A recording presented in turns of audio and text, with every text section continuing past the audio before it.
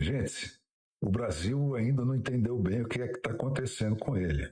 Esse negócio que está aí é um projeto regressista, um projeto stalinista. Eles não têm projeto nenhum para o terceiro milênio. Eles estão na porta de saída da história, né? A menos que, de arma na mão, eles ponham a perder os milhões de manés brasileiros de hoje e de amanhã. Liberdade, gente, custa muito caro. E a da nossa geração, tinha sido herdada.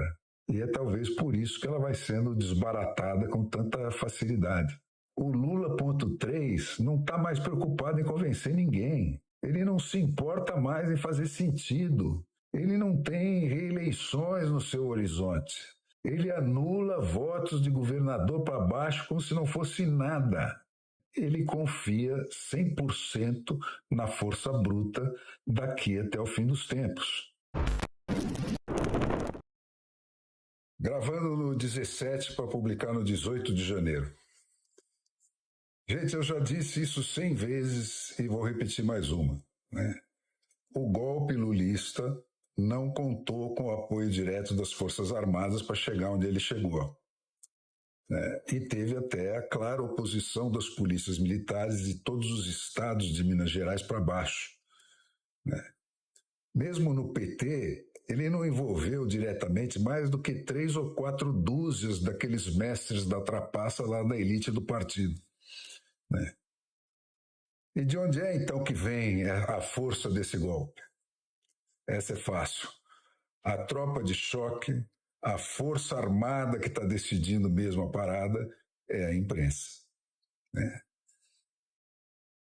Pensa bem, olha, ocupar as 4 ou 5 plataformas de internet que detêm hoje o controle absoluto da circulação da palavra, do dinheiro e do comércio do planeta inteiro, ou tapar qualquer buraco por onde a verdade possa invadir um mero território nacional, é uma tarefa muito mais fácil hoje em dia, como tem mostrado o Elon Musk, com provas mais que abundantes, do que tomar territórios defendidos pelas armas que as democracias ocidentais passaram o último século inteiro aperfeiçoando. O Vladimir Putin que o diga. Mas o Brasil não se tornou esse sonho que nem o próprio Gramsci, em pessoa, jamais ousou sonhar, só mediante o controle das redes sociais, pelo qual o Alexandre de Moraes é obcecado, porque essa é a porta de saída da ditadura.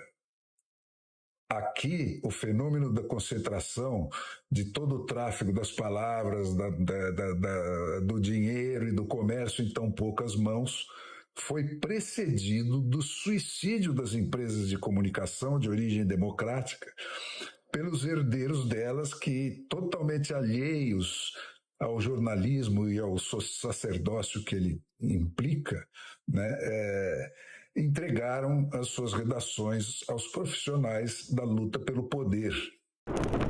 É esse o caso, com um par de exceções que não incluem esses novos canais pertencentes a empresários que nem moram no Brasil, de todas as redações das empresas brasileiras de jornais, de rádios e de televisões, fundadas antes do advento dessa internet, cujos canais jornalísticos que poderiam substituir um pouco esses outros ocupados, já nascem sob o signo da desconfiança.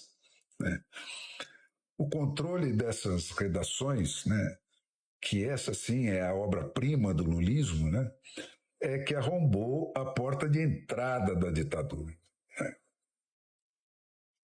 E, portanto, gente, é com dor no coração que eu digo que podem rolar nas tumbas os heróis dos passados que construíram empresas em torno de redações criadas para carregar a bandeira da civilização no Brasil. Hoje, são elas que empurram o Brasil em uníssono de volta para o início do século XX, sem que ninguém ofereça a mais mínima resistência. Então, é questão de olhar e ver o que está acontecendo. Não descartar, por excesso de zelo, a hipótese de que tenha realmente acontecido essa súbita transmutação dos pacíficos manifestantes dos 60 dias anteriores à posse do lulismo em Brasília, nos predadores escatológicos dos 6 dias posteriores à ocupação de Brasília por eles, vá lá. Mas não desconfiar nem por um momento do contrário, né? Se dispensar de fazer essa pergunta, né? Esconder as provas em contrário, se proibir de comparar as invasões de 2022 com as de 2017, isso não é só antijornalístico, é obsceno, né? É indecente. Tem muito mais indícios de omissão dolosa do governo do Lula que do governo do Ibanez Rocha nas invasões do 8 de janeiro, né? Desde uma detalhada confissão de viva voz do próprio Flávio Dino em pessoa, passando pela omissão do GSI, que é diretamente ligado ao presidente da República, né? Aquele que, informado do que vinha vindo, um dia antes pelo menos, né? Viajou para fora de Brasília, né? E descontados os outros 46 órgãos do governo do PT que também foram avisados pela ABIN, segundo documentos oficiais, né? E não fizeram nada, né? Tem provas mas calorosas, clamorosas, sobrando de que esse pênalti foi para lá de cavado, né? E, no entanto, tudo que a gente tem até hoje é um governador que foi eleito no primeiro turno sumariamente cassado para intimidar todos os outros, né? E o seu secretário e ex-ministro da Justiça da República Federativa do Brasil sumariamente preso para demonstrar a quem interessar possa que nada mais está seguro, nada mais é sagrado, né? A declaração de confiança na justiça e nas instituições brasileiras do Anderson Torres, né, que foi seguida da espontânea apresentação dele para as autoridades, a ditadura respondeu com uma acusação de cumplicidade com o terrorismo, né, seguida de uma prisão sem julgamento, né? E mais de 1.000 brasileiros acampados em frente àquele que vai entrar para a história como o quartel-general da ignomínia do Exército Brasileiro em Brasília, tiveram destino idêntico, né? Tem gente presa e incomunicável há 8 meses ou exilada e banida das redes há anos por ter feito um blog qualquer com críticas ao Alexandre de Moraes. Mas os mesmos jornalistas que aceitam pacificamente o erro de competência que soltou Lula da cadeia, à custa de matar de jure e de facto todo o poder judiciário brasileiro, e mais a maior de todas as vitórias da cidadania, que era aquela lei da ficha limpa de iniciativa popular, né? Esses mesmos jornalistas fecham os olhos ao carnaval de invasões de competência que o STF samba todo santo dia, né? Eles fecham os olhos à sucessão de violações da Constituição e da lei para impedir a restituição de posse de propriedade invadida sem a permissão do invasor, né, para liberar a ocupação do Estado e das estatais por partidos políticos, pelos amigos e pelos parentes dos donos do poder, né, para criminalizar a crítica e proibir manifestações, para tirar do povo o poder de se defender contra os abusos da autoridade, para bloquear os poderes do Senado para defender o povo por traidores sistemáticos dos interesses expressos dos seus eleitores, como esse Rodrigo Pacheco, né? Para fazer mesuras e para dar dinheiro público brasileiro para genocidas estrangeiros. Nem a ideia de impor uma nova nacionalidade a todos os brasileiros suscita a essa gente qualquer pergunta, né? Tudo passa batido sem nenhuma adjetivação. O jornalismo golpista não faz perguntas nem que a obviedade atropele ele na rua, né? Mas vive de orelha em pé para ouvir e obedecer à voz do dono, né? A cada ordem, eles saem em matilhas, né, que são transversais, como eles gostam de dizer, às empresas supostamente concorrentes a partir das quais eles atuam, né, repetindo o mesmo latido, o mesmo ganido, o mesmo chororô, né? E se o dono der um isca, lá vão eles cravar o dente no escado para chacoalhar e para estraçalhar, nem que seja o jornalista, sem aspas, que até ontem estava sentado ao lado deles, né? Para os inimigos, é golpista, criminoso, antidemocrático, fascista, terrorista, né? Para os amigos, é presidenta, né? Assim como só tem pecado por pensamentos e palavras, né? Os pensamentos por obra, como os que puseram Lula na cadeia, são perdoados sistematicamente, né? Nesse Brasil do lulismo, tem golpe por pensamentos e palavras, né, como o do Bolsonaro, que vai continuar ameaçando a gente, nem que ele morra, né, e tem golpe por atos, né, como esses que estão matando a democracia brasileira e que em apenas 17 dias, né, já encheu os presídios de tantos presos políticos que foi preciso libertar assassinos, estupradores e outros criminosos comuns, né, para abrir espaço para essa gente, né? O que é ato criminoso para uns é aval para se candidatar à presidência da República para outros, né? Sem que passe nem um rubor na face de quem faz esse duplo pensar, né? Agora, alguém acha honestamente que dá para descrever o que aconteceu no dia 8 de janeiro, né? Ou pior ainda, nos 60 dias anteriores ao dia 8 de janeiro, né? Com a mesma palavra que esses mesmos jornalistas usaram para descrever o que fizeram o Osama Bin Laden nos Estados Unidos, ou os autores daquela carnificina do Bataclan de Paris, ou as orgias de sangue do Estado Islâmico pelo Oriente Médio afora? Dá para usar a mesma palavra para essas duas coisas, né? E se quem usar essa palavra for a mesma pessoa que pulverizou um moleque de 18 anos convocado para servir o exército com um carro cheio de dinamite ali naquele mesmo quartel de Ibirapuera onde o pessoal estava acampado, né? Ou gente que fuzilou um monte de inimigos da Revolução desarmados nas ruas do Brasil, né? De que nome dá para chamar o pessoal que se presta a esse grau de distorção? E tá aí, ó.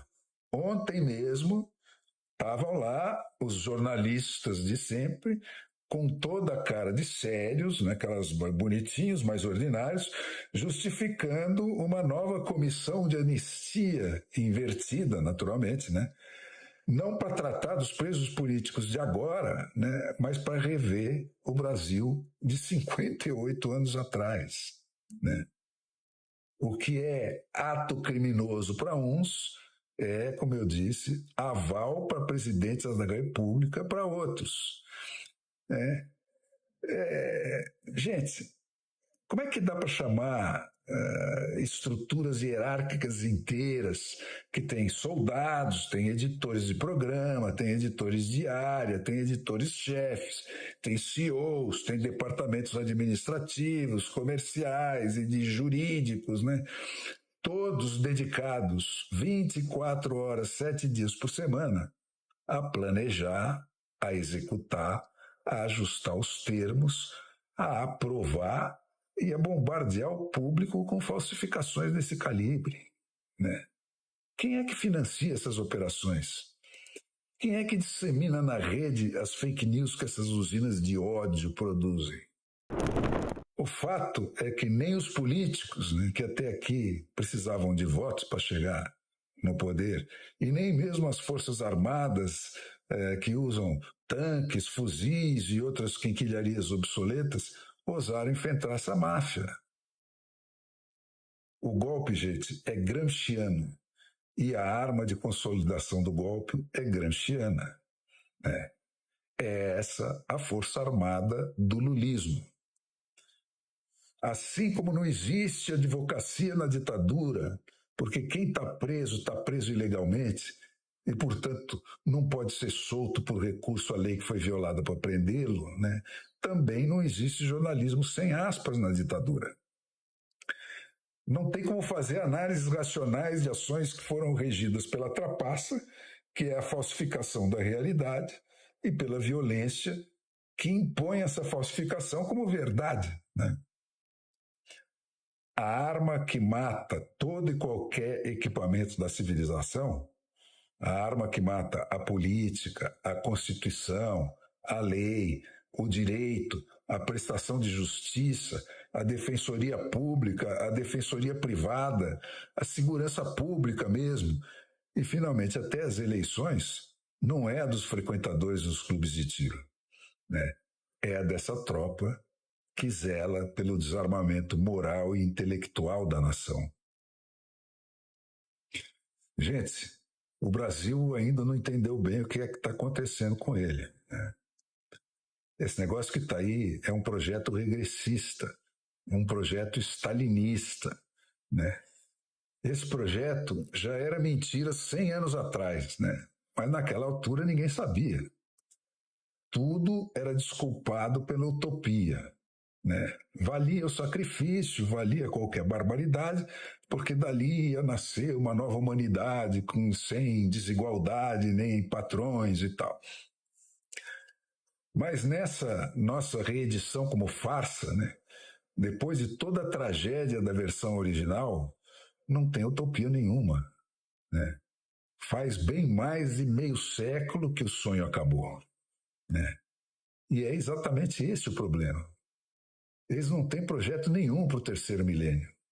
Eles estão na porta de saída da história, né? A menos que, de arma na mão, eles ponham a perder os milhões de manés brasileiros de hoje e de amanhã. Liberdade, gente, custa muito caro, né? E a da nossa geração, tinha sido herdada. E é talvez por isso que ela vai sendo desbaratada com tanta facilidade, né? Tudo isso que está nos acontecendo em ritmo de montanha-russa, né, faz parte de uma receita perfeitamente amadurecida, minuciosamente medida e testada, né, que tem como seu principal ingrediente contar com esse perdimento da gente honesta diante do tamanho das traições e da ausência de limites da violência dos atacantes, né? Ninguém acredita que alguém acredita que o objetivo são 100 anos de marcha ré, né? Mas é disso mesmo que se trata, né? O Lula.3 não está mais preocupado em convencer ninguém. Ele não se importa mais em fazer sentido, né? Ele não tem reeleições no seu horizonte. Ele anula votos de governador para baixo como se não fosse nada, né? Ele confia 100% na força bruta daqui até o fim dos tempos, né? O namoro é explícito, gente. E a inspiração é afirmada, é declarada. É de padrão chinês o que vem vindo por aí.